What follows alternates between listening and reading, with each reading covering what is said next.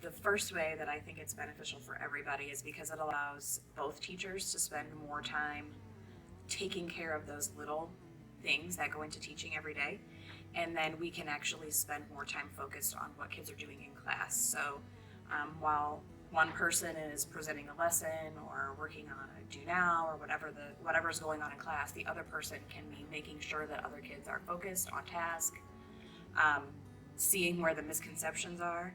If Barb's going over a question and I see that there's several kids that don't understand what it is that she's explaining, I can point out, hey, can you talk about whatever, so that there's like immediate feedback from teacher to teacher that's valuable professional feedback, so we can address those misconceptions just right away.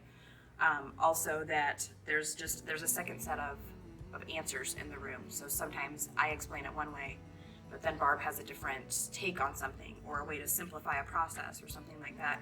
And all the students are benefiting from that. It's not just those 8 kids that are on the C list. All the kids are getting the benefit of that second set of ideas and experiences. Thank you. And we also have, this year, we've been doing this for a couple of years, so in our training throughout this process, we have incorporated that continuous learning system in our classroom, and I think that all students have benefited a lot from being responsible for their own learning. We do the PDSA, and we have seen great improvements in their responsibility towards learning and improving their grades, not just the few kids. So all of the students are engaged in that process now.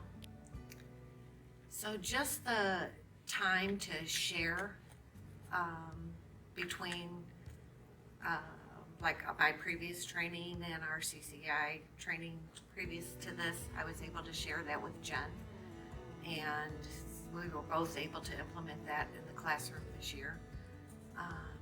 And then having peer observations.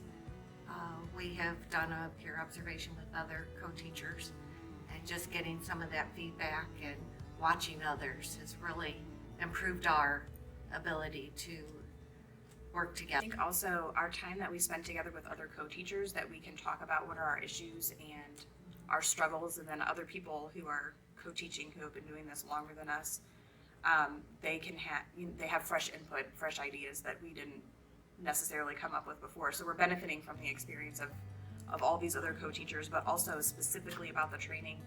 I think the thing that I really liked most about the training was that first year, getting all those models of co-teaching.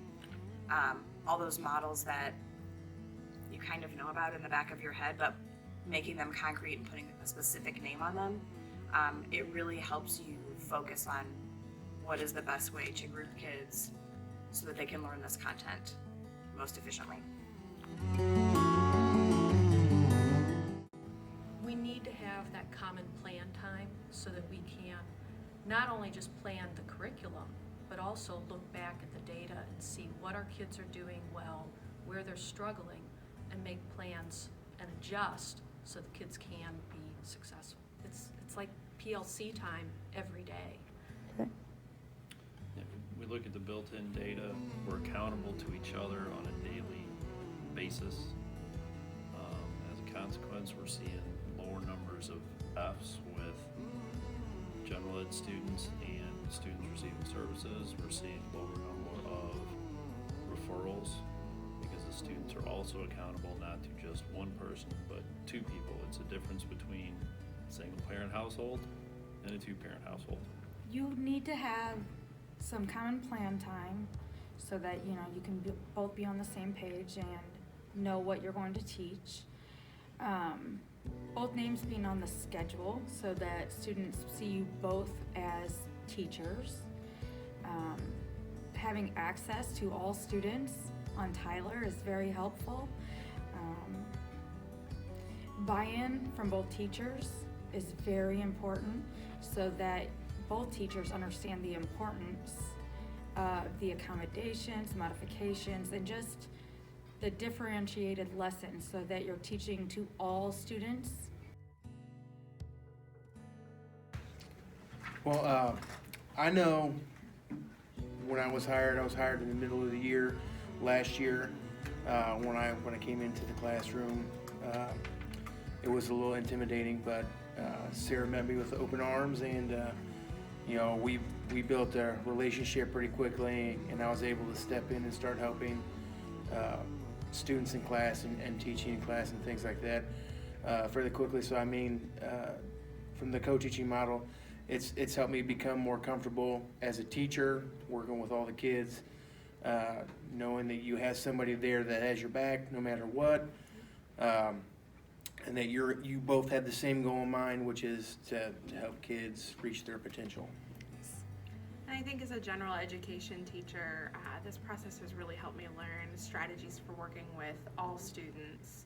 I know there's a misconception that these strategies are just for students with special needs or just for students with IEPs, but I also teach honors classes, I teach advanced placement classes, and those strategies have actually helped me to help all of my students to succeed academically and to succeed in terms of their social and behavioral development. So it helps everyone in the room. It's not just a particular group of students.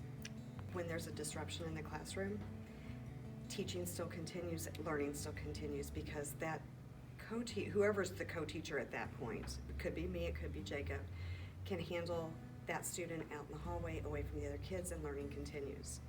Another benefit is the fact that because Jacob and I teach 5 classes together and share a room, we can talk about the progress and the feedback and data daily so that we can keep up on that. And I think the best thing is it's less stress, it's less burnout, which comes back to better teaching. One compliment we got from Mr. Ford, who came and observed one day when Ms. Czerny was actually at an IEP, I was able to continue with the lesson for that day. Sometimes you see in some classes if the general ed teacher is out, the lesson stops. But he complimented that he liked that we were able to continue to teach and go on with the curriculum even with Ms. Czerny not being there.